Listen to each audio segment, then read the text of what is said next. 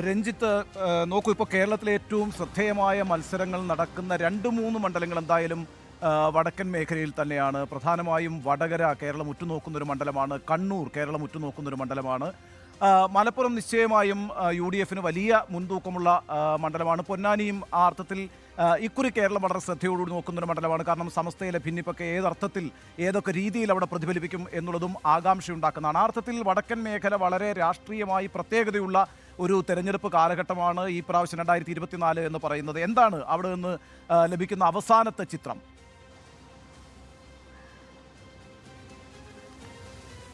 ഉണ്ണി ബാലകൃഷ്ണൻ, വടക്കൻ മേഖലയിൽ മലബാറിൽ 7 മണ്ഡലങ്ങൾ, കാസർഗോഡ്, കണ്ണൂർ, കോഴിക്കോട്, മലപ്പുറം, പൊന്നാനി, വയനാട്, ആലത്തൂർ, പാലക്കാട്, ഈ മണ്ഡലങ്ങളിൽ 2 എണ്ണം വേണമെങ്കിൽ നമുക്ക് UDF അമിത ആത്മവിശ്വാസമുള്ള മണ്ഡലങ്ങളായി കണക്കാക്കാം. അത് മലപ്പുറം മണ്ഡലവും വയനാടുമാണ്. അവിടെ വല്ല അട്ടിമറികളും സംഭവിക്കണം, എന്തെങ്കിലുമൊക്കെ UDF പ്രതീക്ഷിക്കുന്നതിനപ്പുറത്തേക്ക് കാര്യങ്ങൾ പോകണമെങ്കിൽ ആ അട്ടിമറികൾക്കൊന്നും സാധ്യതയില്ല എന്ന് അവസാന ഘട്ടത്തിൽ നമുക്ക് പറയാൻ പറ്റും. പക്ഷേ മുന്നണികൾ LDF അവിടെ അട്ടിമറികൾ പ്രതീക്ഷിക്കുന്നുണ്ട്. അവസാന ഘട്ടത്തിൽ നമുക്ക് ഈ 2 മണ്ഡലങ്ങൾ അട്ടിമറികൾ സാധ്യതയില്ലാത്ത മണ്ഡലങ്ങളായി ഒഴിച്ചു നിർത്തിയാൽ മറ്റ് 5 മണ്ഡലങ്ങളിൽ LDF തിരിച്ചു പിടിക്കാൻ പ്രതീക്ഷ വെക്കുന്നതാണ് എല്ലാ മണ്ഡലങ്ങളും. കാസർഗോഡാണെങ്കിലും കണ്ണൂരാണെങ്കിലും കോഴിക്കോടാണെങ്കിലും പൊന്നാനി പോലും LDF ഇത്തവണ പ്രതീക്ഷ വെച്ച് പുലർത്തുന്നു. പാലക്കാട് തിരിച്ചു പിടിക്കുമെന്നൊരു പ്രതീക്ഷ, ആലത്തൂർ തിരിച്ചു പിടിക്കുമെന്ന പ്രതീക്ഷ. അപ്പോൾ ഈ 2 മണ്ഡലം ഒഴികെ, പൊന്നാനി, മലപ്പുറവും വയനാടും ഒഴികെ മറ്റെല്ലാ മണ്ഡലങ്ങളിലും ഇഞ്ചോടിഞ്ച് പോരാട്ടമാണ് നടക്കുന്നത്. അവിടെ കാസർഗോട്ടേക്ക് പോയാലും കണ്ണൂരിലേക്ക് വന്നാലും കോഴിക്കോട്ടേക്ക് പോയാലും ഒക്കെ നമുക്ക് UDF ഒരു ട്രെൻഡ് ഉണ്ടെങ്കിൽ, അതായത് 2019 സമാനമായോ അല്ലെങ്കിൽ ഒരു BJP വിരുദ്ധ വികാരം വളരെ കൂടുതലായ സാഹചര്യത്തിൽ ആ BJP വിരുദ്ധ വികാരം കേന്ദ്രീകരിച്ച് UDF പോയാൽ മാത്രമേ നമുക്ക് UDF മേൽക്കൈ ഉണ്ട് എന്ന് പറയാൻ പറ്റുള്ളൂ. പക്ഷേ ഈ 5 മണ്ഡലങ്ങളിലും അങ്ങനെ പറയാൻ പറ്റില്ല. കാരണം UDF BJP വിരുദ്ധ വികാരത്തെ സ്പ്ലിറ്റ് ചെയ്യിക്കാനുള്ള എല്ലാ പണികളും LDF എടുത്തിട്ടുണ്ട്. ഒന്ന്, രാഹുൽ ഗാന്ധി പ്രധാനമന്ത്രിയാകില്ല എന്ന് തുടക്കം മുതൽ പ്രചരിപ്പിച്ചു. കോൺഗ്രസ് അല്ല ഇന്ത്യ മുന്നണിയെ നയിക്കാൻ പോകുന്നതെന്ന് പറഞ്ഞു.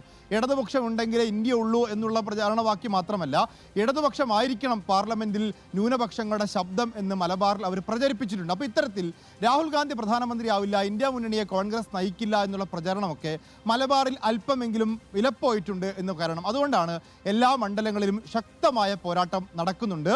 അതിൽ വടകരയാണ് ഏറ്റവും ശ്രദ്ധേയമായ മത്സരം നടക്കുന്ന മണ്ഡലം. അവിടെ ഷാഫി പറമ്പിൽ നല്ല ഓളം ഉണ്ടാക്കുന്നു. പുറമേക്കുള്ള ഓളമാണെങ്കിൽ, ഈ കാണുന്ന ഓളം, യുവാക്കൾക്കിടയിൽ സോഷ്യൽ മീഡിയയിലൊക്കെ കാണുന്ന ഓളമാണെങ്കിൽ ഒരു 50,000 വോട്ടിന് ഷാഫി പറമ്പിൽ ജയിക്കണം.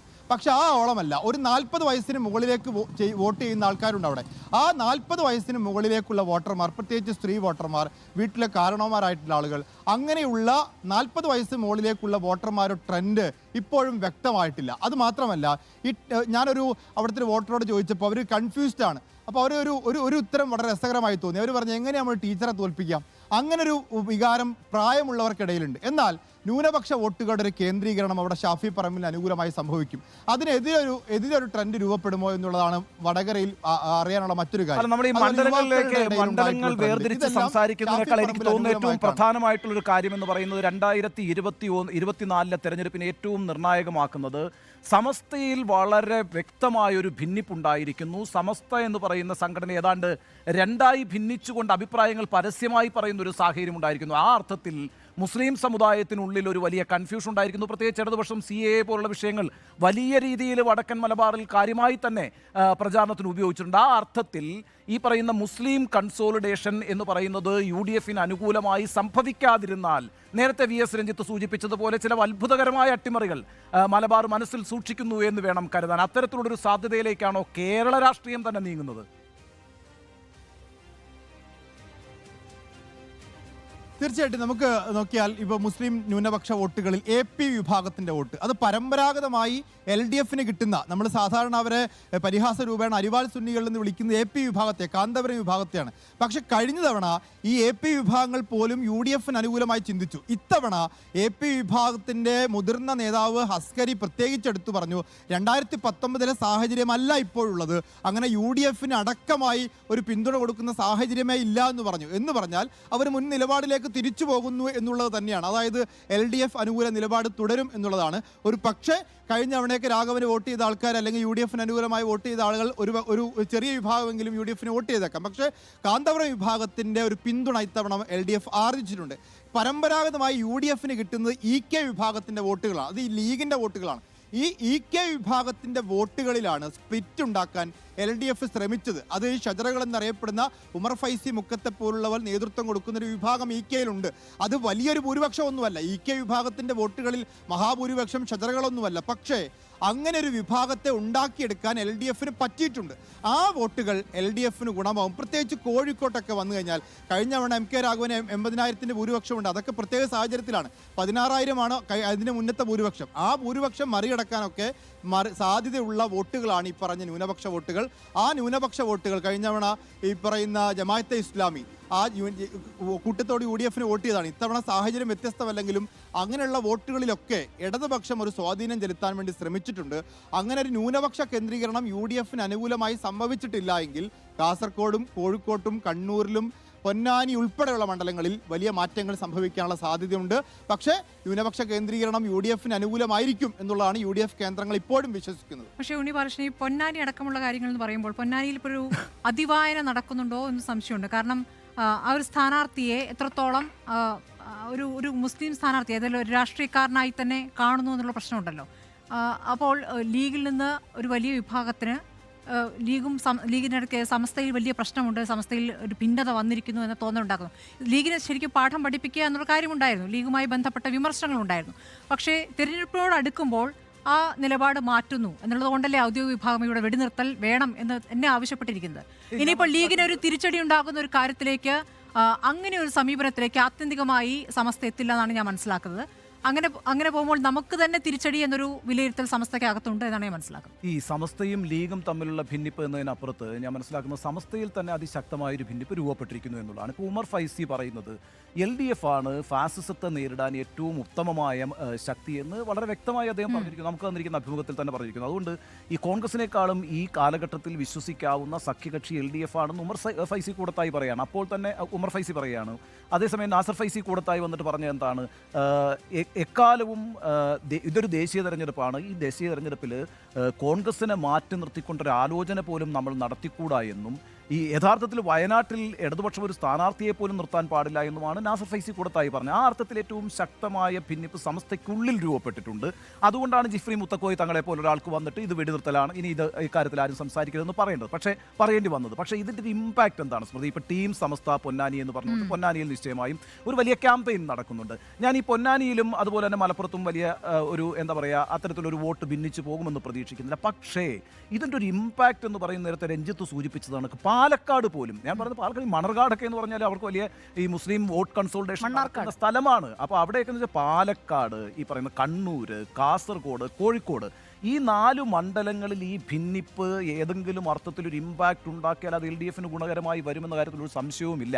ആ അർത്ഥത്തിൽ അതൊരു വലിയ ഒരു മേജർ ചങ്ക് അങ്ങനെ ഭിന്നിച്ചു പോകുമോ ഇല്ലയോ എന്നുള്ളത് മാത്രമേ സംശയമായിട്ടുള്ളൂ. പക്ഷേ അത്തരത്തിലൊരു ആശയക്കുഴപ്പം ഉണ്ടാക്കുന്നതിന് ഈ സമസ്തയിലെ ഭിന്നിപ്പ് വഴിവെച്ചിട്ടുണ്ട്. ഒരു പക്ഷേ മുസ്ലിം സമുദായത്തിലൊരു വിഭാഗം ഇക്കുറി UDF നിന്നും മാറി LDF അനുകൂലമായി ചിന്തിക്കുകയും ആ രീതിയിലൊരു വോട്ട് ഷിഫ്റ്റ് ഉണ്ടാവുകയും ചെയ്താൽ ഈ പറയുന്ന അത്ര എളുപ്പമല്ല ഈ കാര്യങ്ങൾ. കണ്ണൂരിൽ അതൊരു പ്രധാന ഘടകമാണ് അല്ലേ? കാരണം കണ്ണൂരിൽ ഒരു പ്രശ്നമുണ്ട്. അതായത് ഇപ്പോഴുണ്ടായ ഈ ടീം സമസ്ത പൊന്നാനി മാത്രമല്ല, മുസ്ലിം വിഷയങ്ങളിൽ ഇക്കാലയളവിൽ ഏറ്റവും നന്നായി ഇടപെട്ടത് ഇടതുപക്ഷമാണ്. അപ്പോൾ ഒരു എക്സാമ്പിൾ മാത്രമല്ല, ഒരു സെറ്റ് ഓഫ് എക്സാമ്പിൾസ് അവരുടെ മുന്നിലുണ്ട്.